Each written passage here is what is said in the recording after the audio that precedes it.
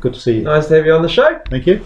So the show's called Life Skills, and what we do is we just interview a whole lot of people about life skills. And I know you've got incredible skills. You've come and talked to our candidates in our course, and actually you've made a big impression. You've imparted a lot of wisdom, and you've changed. I think a couple of them might have come in here to check you guys out as well. But you made a big impact. Thank you, it was a pleasure. Yeah, really enjoyed that. I really love it how, sometimes I'm talking to you, I'll be talking to your offsider, and you'll be listening, and you'll just, oh, try this, and the results are, there's a big difference. So, you're an expert. So, tell us, what do you do? Well, in a nutshell, I guess, we provide a lifetime of financial advice to Kiwis. So, lifetime being from the cradle to the grave. So, that means we have to provide advice on KiwiSaver, which we're very passionate about here. Regular savings programs, lump sum investments. So helping people accumulate wealth for their retirement. And of course we also have clients who are retired already, and we help them and give advice on the spending of that throughout retirement. Oh, right. Yeah, so from the cradle to the grave. So it really is ongoing. Yes. So how did you actually get into this? Oh, good question. I had tried a number of things. I also owned a number of other businesses in Whangarei, and I was in my mid-40s and wanted to find something that could take me right through to retirement, but something that I could continue to learn. And I also wanted to get paid, but I also wanted to help people in some way. I didn't quite know what that was going to be. I looked around, I came across investment advice, and I thought, yes, that's it. If I collect all of my previous experience from other jobs and businesses and put it all together, I felt that I had the beginnings of a business, providing advice to Kiwis. So we do have set questions on the interview, but sometimes we go off on a tangent, and I've just thought of something. I mean, I know you're good at what you do. I've seen you in action, and you're very, not only do you know what you're doing, but you're able to convince other people to do the right thing. You mentioned that you had a number of other sort of careers as well, and all of those talents combined lent themselves well to what you're doing now, giving investment advice to Kiwis so they get a better retirement. So what are those skills that you feel are really important for a successful investment advisor such as yourself? I guess an advisor, full stop. Yeah, I chose investment, but good question again. Wayne, probably go back to, well, I was brought up on a dairy farm here in the north, so I think I was well grounded. I went off after boys high. I went off to join the forces. I did 8 years, spent a few years over in Southeast Asia. Lots of good experiences. I came back, I dabbled in insurance, I part-owned a real estate company. I worked in retail stores, I tried all sorts of things. I even worked in the prison service for 8 years. Oh, really? So yes, I had quite a mixture as far as the background goes. I always studied in whatever field I was in. I tried to better myself and further myself. And so, yeah, I think that I had some life skills, combined them all together, and I think I really did have something to offer. But this is far more formal, and of course we're all required to be qualified and registered, authorised by the Financial Markets Authority now, so I am an authorised financial advisor, so it is a very formal qualification. So yeah, here I am. And that was 1st of April 1997 that I decided to start on this journey. So 1st of April last month was the start of my 20th year. Wow. And I'm still learning, and I'm still loving it. and I intend to continue right through until I eventually retire, whenever that might be. I have no plans for retirement at this stage.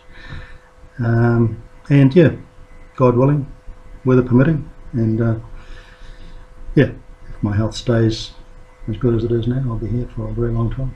Well, you do look after your health, don't you? I got a feeling you do a bit of running. I do a bit of running, I do a bit of swimming, and in fact I registered yesterday for the to participate in the World Masters. Oh, really? In April next year in Auckland. So just another little personal challenge. Is that going to be? Is that Put going? myself out there. So there's a pattern. Like you're all about challenging yourself, aren't you? Really. So you know, I hear a lot of people. I've worked with a lot of youth, and a lot of youth will say, "Well, how do we improve ourselves? What do we do?" It's almost like they're waiting for the teacher to set the assignment, or they're waiting for some coach to tell them what to do. And my response is often, you know what? The successful people aren't the people who are told what to do. They're the people who find what they have to do, and they're interested, and they explore, and they upskill. You've done that all along. I have, and it wasn't a plan that I set out on, but that's the way it's happened. So you're really driven. So the Masters in Auckland, what are you going to be competing in? I've registered for the 5,000 metres, Ooh. 5K.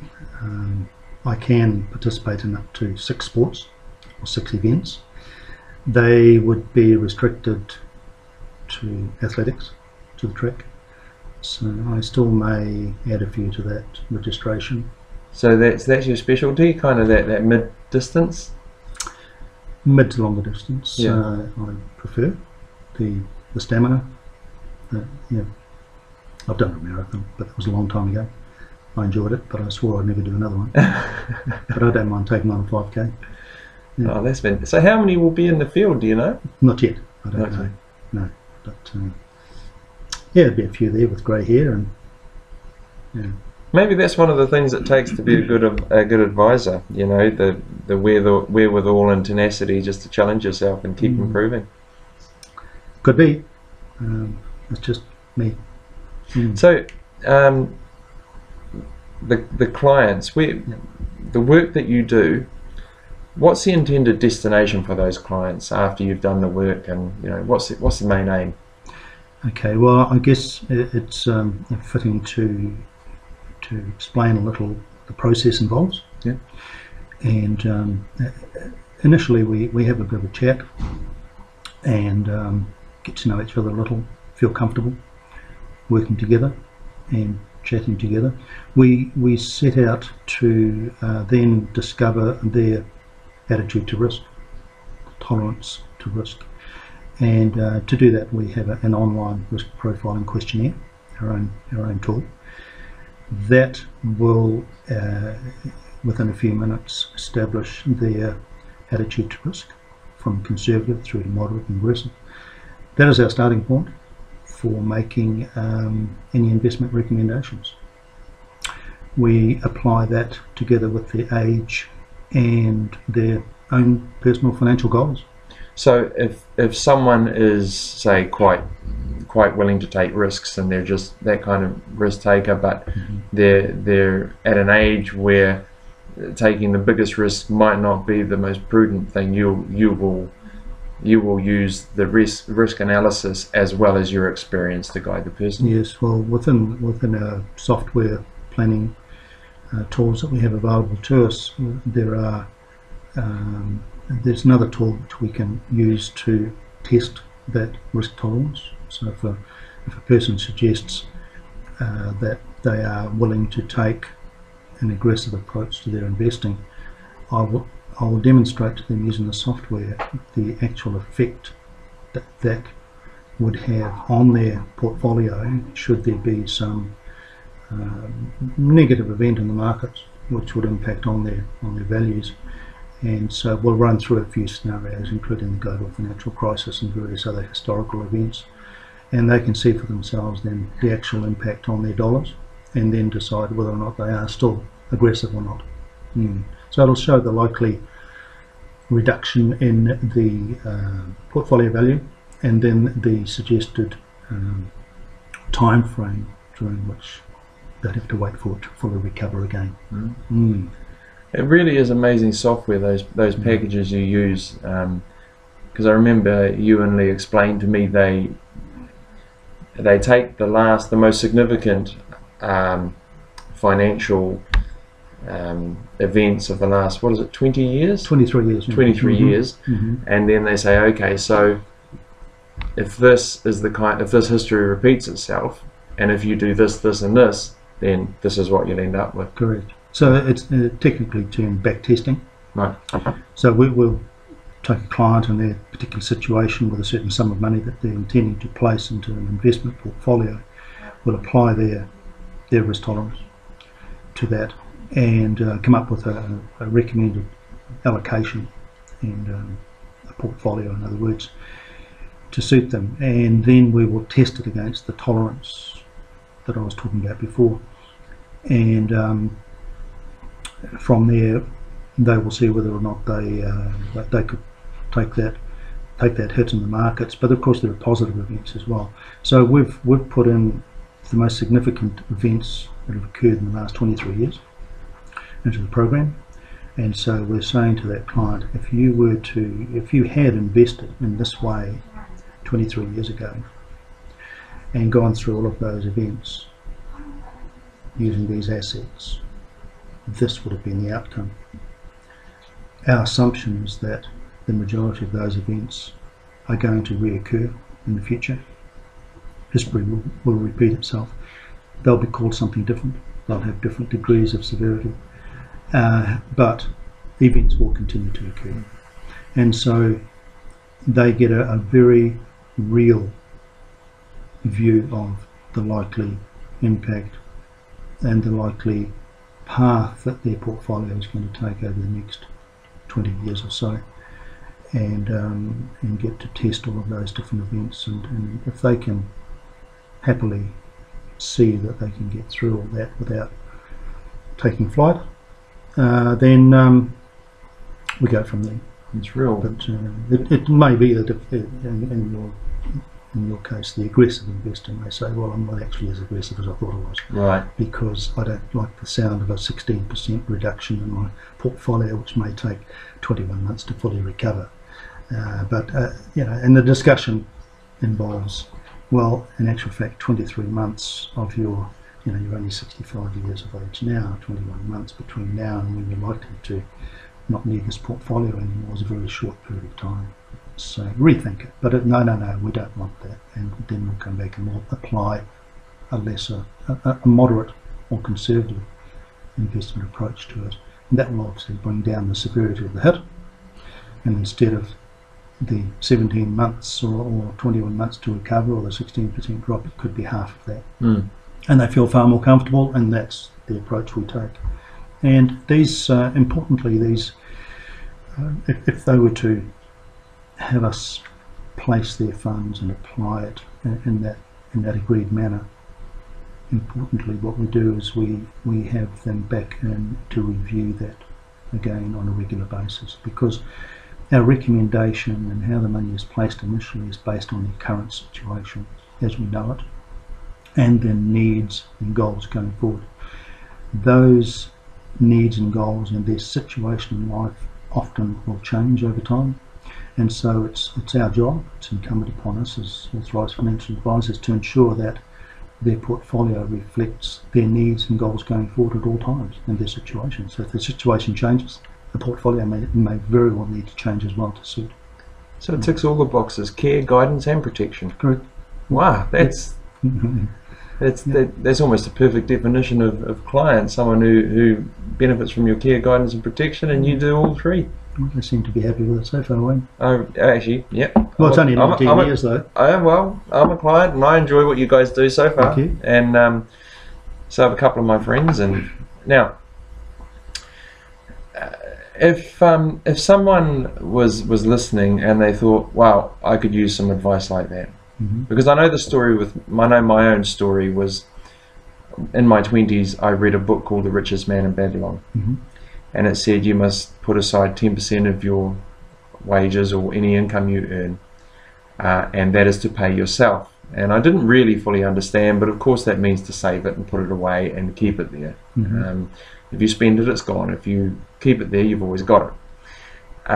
Quite simplistic, really. Yes. And I never really cottoned on, and I was almost my mid-30s, and KiwiSaver had come out about a year or so before, and I was getting a new job, and I sat with the CEO, and he said, well, you don't want to do this KiwiSaver, do you? And I said, yes sir, actually I would like to do the KiwiSaver, please. And he was like, oh, there's better things, much better things to do with your money. And I said, I understand there probably are, sir, but I'm no expert. And you know what? I read this book, The Richest Man in Babylon, 20 years ago. I did nothing, got nothing from it. So I'd like to give it a go now. It's not 10%, I think it was about 2% or 3% or whatever, but something was better than nothing. And if I hadn't done that, we wouldn't have our house.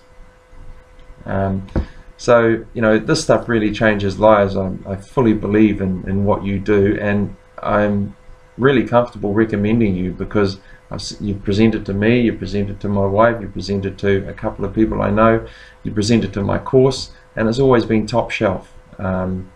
Prudent. You look at both sides of the coin and you put the power in the client's hands, don't you?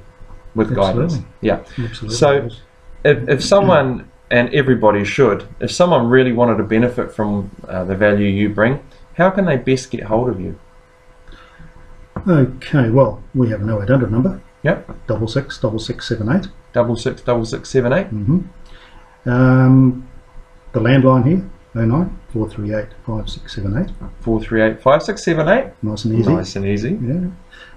You can always email us, whangarei@isnorthland.co.nz. whangarei@isnorthland.co.nz. Yep. IS for Investment Solutions. Great. How easy is that?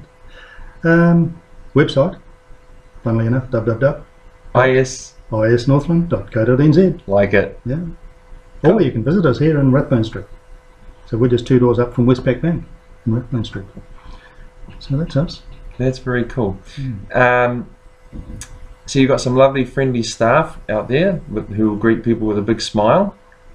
Is there anything else you'd like to add? Is there anything else you'd like people to know? Oh, crikey. We have very friendly staff here at Rathbone Street, and I think you've said it all, Wayne. We would really, Lee and I would really love to meet anybody who would like to have perhaps a review of their existing KiwiSaver carried out. No cost, no obligation at all. We'd love to do that. We're passionate about people being in an appropriate scheme. That's one of the things I love about you guys. It's very easy to do business with you. There's no pressure. You just give the facts, and this is how I felt. I just wanted to go ahead because there was no reason not to, and it was even silly not to. So you guys do make it incredibly easy. Well, we've got some very good software and 55-inch screen on the wall in the office, and we can illustrate anybody's individual situation right there in front of them on the software, and yeah, we just come up with tailored solutions. No two portfolios are the same, so we'd love to help people. And you guys don't cut corners either. You're really hard workers. I'm a member of a referral group that your employee Lee comes to, and wow, every week she's got to be one of the most successful people in the whole group. Every week she brings someone new. It's supposed to be about networking. She lives and breathes it. It's inspirational. Yeah, we're pretty proactive. Yeah, you are very proactive. All right, so well, that's great. Thank you for your time. Thank you, Wayne. And I'll send you a link, and feel free to share it around. Appreciate the opportunity. Thank you, Bill. Thank you. Cheers.